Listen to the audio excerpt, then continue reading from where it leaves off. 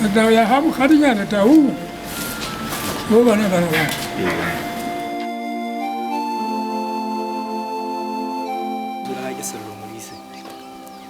One that did just maybe so I'm gonna never want to take one other side. That be one and then break it down what would last after what day. I'm gonna go to you and take it so that I'm going to the room more. You like out behind and get into like a hot dog. I'm like a hazy. I got to get all get on where they are. Well, was 1989.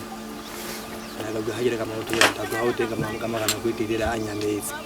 Zola Gajele from this. I'm not going to release. I'm going to wait till I read Hajaho. Elias Malhibela Molise is 77 years old.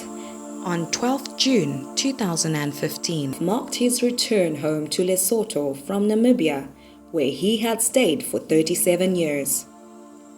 Elias had initially arrived in Namibia from South Africa with his family. However, after some time, the family decided to go back to South Africa. With time, contact with his family was lost. As he grew older, being alone, without anyone to take care of him, started taking a toll on him. This is the house in Hentis Bay, Namibia, where Elias lived for 30 years. In 2013, Walter Nell, chairperson of Hentis Bay's Silver Hair Committee, an organization for the elderly, discovered Elias. When we met him it was in 2013. I was teaching at Kamwandi Primary School.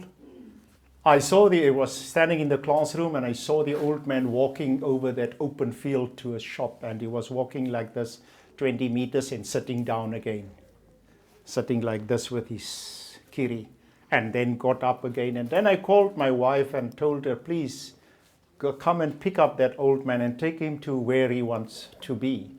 So that is where we met him. That was in 2013. And when I learned that there was nobody, no relative, whatever, nobody, I was thinking, who's going to look after him once he cannot care for himself, once he reached that stage where he cannot tend for himself. And that's when I thought that maybe I should do something to get him reunited with his family. The Namibia Red Cross Society says assisting people like Elias with tracing their families and loved ones remains one of their core activities. I came across the Opa Elias case in the Namibian Sun newspaper in 2014 in December, where there was an advert of him looking for his family and wishing to return to his homeland in Lesotho. We made further interviews again through Mr. Nero, who is always looking after Mr. Molise. And then we provided those information to the Lesotho Red Cross with additional copies of his recent photographs. They then took those photographs and also the forms and his story to the village where he came from, and his relatives were found, and that's where we get to be in touch with the family through the Lesotho Red Cross. On arrival in Lesotho to reunite with his family, Elias was assisted by the Lesotho Red Cross Society. The National Society had previously played the role of locating Elias' family whilst he was still in Namibia, enabling him to travel the long journey back home to a family ready and eager to welcome him back. This is actually the first person in this program whom will be assisting to come back to Lesotho. So it was not really an easy task at first when we started, but with collaboration that we had with Namibia Red Cross and the International Red Cross, a community of the Red Cross, I think as the movement we were able to succeed. We felt that at his age, where he is now without the family members, he is now at the vulnerable stage, and we have to assist him. But all in all, they are ready to welcome him back, even his children.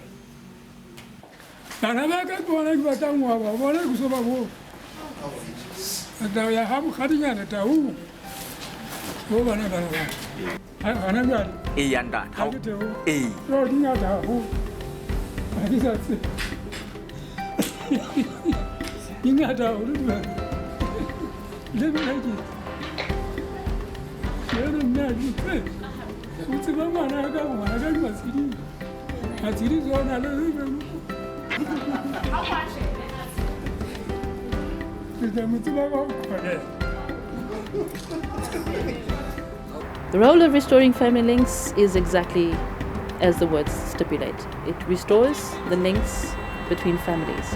And normally that is because families would have separated through whatever means, be it conflict, be it human means, economical situations, but they would separate. And so our role is to restore the link that may have been severed.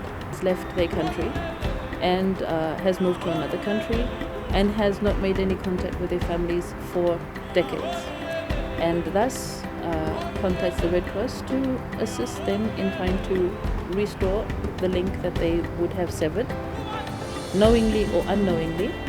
And thus we, as the Red Cross, would collect the information such as name of persons, the age, possibly a little bit more detail as to where the persons were last, and a form would be completed, which would then be sent to the place where, or the National Society or the ICRC, where the tracing should take place.